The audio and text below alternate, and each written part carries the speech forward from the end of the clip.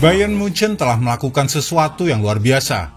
Mereka telah memberikan penawaran yang terlalu bagus untuk bisa ditolak oleh Daniel Levy, sang juragan Tottenham Hotspur.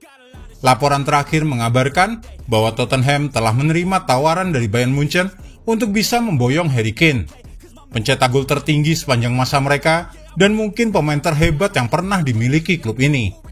Sekarang terserah Harry Kane untuk memutuskan apakah ia ingin meninggalkan Premier League.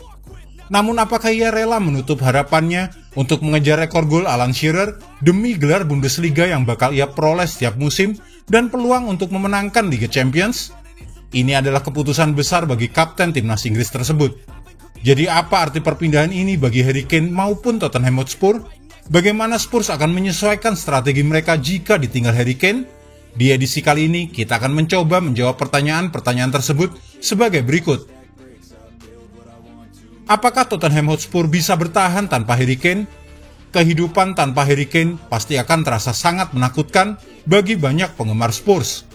Ia mungkin adalah pemain terhebat mereka sepanjang masa, produk dari akademi yang naik ke tim utama dengan cepat dan menjadi penyerang paling mematikan di Premier League serta salah satu yang terbaik sepanjang masa. Kehilangan Harry Kane akan menjadi bencana dalam banyak aspek.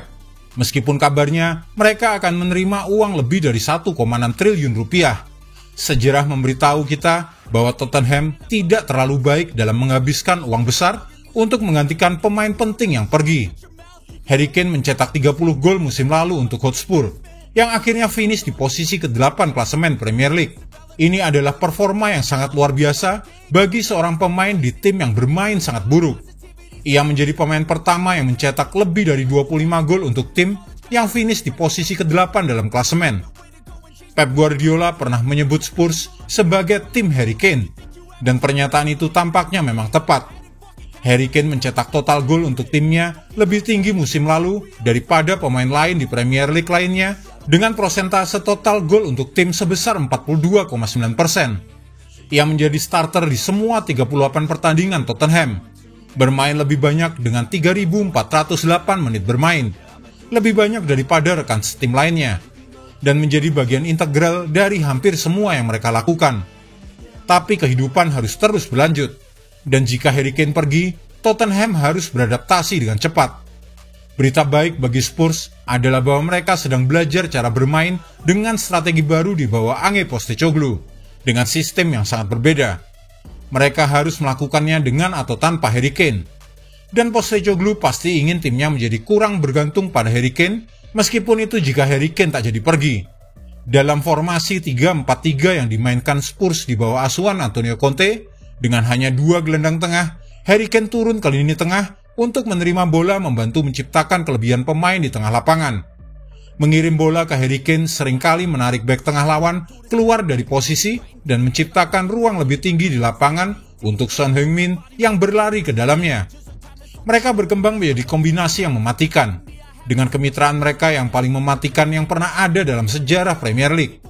Son Heung-min dan Harry Kane telah berkolaborasi untuk mencetak rekor 47 gol, yang merupakan 11 gol lebih banyak daripada pasangan lainnya dalam era Premier League. Jauh di atas duet Frank Lampard dan Didier Drogba dengan 36 gol.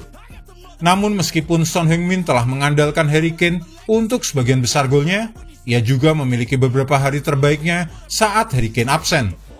Bagian akhir perjalanan menuju final Liga Champions 2019 datang saat Harry Kane cedera. Son sebelumnya telah tampil saat Harry Kane absen, meskipun perlu diingat bahwa Harry Kane telah menjadi starter sebanyak 109 dari 114 pertandingan Premier League bagi Tottenham Hotspur dalam 3 musim terakhir. Dan sudah cukup lama sejak Son melakukan hal itu, dan ia mungkin akan melakukannya lagi. Satu perbedaan besar dalam cara Postecoglou menyukai timnya bermain adalah dalam cara ia menciptakan kelebihan pemain di tengah lapangan. 3 gelandang tengah bergabung dengan fullback yang berbalik untuk menciptakan formasi kotak dengan 4 pemain. Meskipun penyerang bebas bergerak di seluruh lapangan untuk mendapatkan bola, Postecoglou lebih ingin nomor 9-nya tetap tinggi di lapangan dan bersiap di kotak penalti. Tentu saja Harry Kane dengan cepat bisa menerapkan strateginya ini. Ia melakukannya dengan efek yang mematikan dengan mencetak 4 gol dalam kemenangan uji coba dengan skor 5-1 saat melawan Shakhtar Donetsk. Tetapi poinnya di sini lebih pada peran nomor 9 ini mungkin cocok bagi seseorang yang kurang teknis seperti katakanlah Richarlison. Richarlison belum sepenuhnya meyakinkan dimainkan sebagai nomor 9 di level klub. Tetapi Tite menyukainya dan telah meraih kesuksesan dengan menggunakannya sebagai penyerang tengah utama timnas Brasil. Jadi setidaknya Spurs tidak perlu pusing dan menghabiskan uang hasil penjualan Harry Kane untuk mencari pemain pengganti. Selain dari Son Heung-min, Tottenham Hotspur juga akan membutuhkan kontribusi gol yang lebih besar dari gelandang jika bermain tanpa Harry Kane. Rodrigo Bentancur adalah pencetak gol terbanyak Spurs selain Son Heung-min dan Harry Kane musim lalu, dengan 5 gol di Premier League. Dele Alli menjadi gelandang terakhir yang mencetak lebih dari 5 gol Liga untuk Spurs dalam satu musim, dengan 8 golnya pada musim 2019-2020. Postecoglou menyukai gelandang nomor 8-nya untuk masuk ke dalam kotak dan memberikan ancaman untuk mencetak gol. Jadi ketika Bentancur pulih dari cedera, ia, James Maddison, dan Oliver Skip harus bangkit. Menggantikan Harry Kane secara langsung memang tidak mungkin, namun Spurs harus menjadi lebih baik secara kolektif jika ia pergi. Apakah Harry Kane bersedia menyerah pada rekor gol Premier League? Harry Kane ingin meraih prestasi besar dan memenangkan trofi. Jadi wajar jika ia mempertimbangkan untuk meninggalkan Spurs. Tidak banyak harapan bahwa Spurs akan dapat bersaing untuk gelar juara saat ini.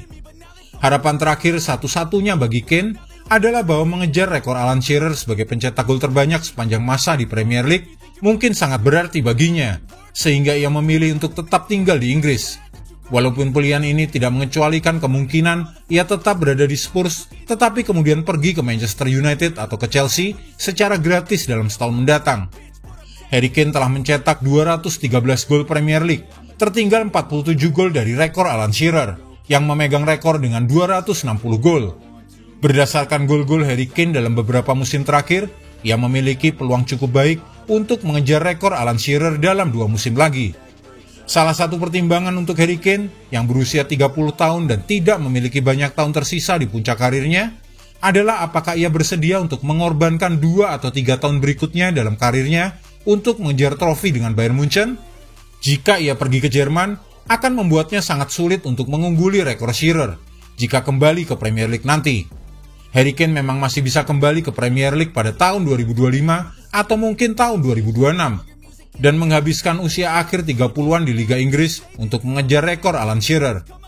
Jika ia melakukannya dan kembali dari Jerman setelah 3 tahun, ia akan berusia 33 tahun pada saat kembali. Ini artinya Harry Kane akan membuang 3 tahun waktunya untuk mengejar rekor tersebut. Namun jika ia kembali setelah 2 tahun, sejarah menunjukkan bahwa ia akan memiliki peluang yang jauh lebih baik untuk mengejar rekor Alan Shearer. 6 pemain yaitu Jamie Vardy, Teddy Sheringham, Alan Shearer, Peter Beardsley, Ian Wright, dan Frank Lampard semuanya mencetak setidaknya 48 gol setelah berusia 32 tahun. Harry Kane pasti akan bisa mengikuti jejak para pemain tersebut. Banyak orang mungkin melihat kepindahan ke Bayern Munchen sebagai jalan keluar mudah bagi Harry Kane. Ia pasti akan mendapatkan trofi dan tidak perlu lagi terbebani oleh tim yang kurang kuat dengan berjuang hampir sendirian. Tetapi ada banyak hal yang bisa diperjuangkan di Jerman, dan bermain di Liga Champions pastinya akan menjadi prioritas baginya. Ia adalah salah satu pemain terbaik di planet ini dan seharusnya bermain di panggung besar setiap pekannya. Dari segi pribadi dan tim, transfer ke Bayern Munchen mungkin sangat masuk akal bagi Harry Kane. Jika Anda menyukai video ini, jangan lupa klik like, share, subscribe, dan tendang loncengnya agar tak ketinggalan update terbaru dari kami.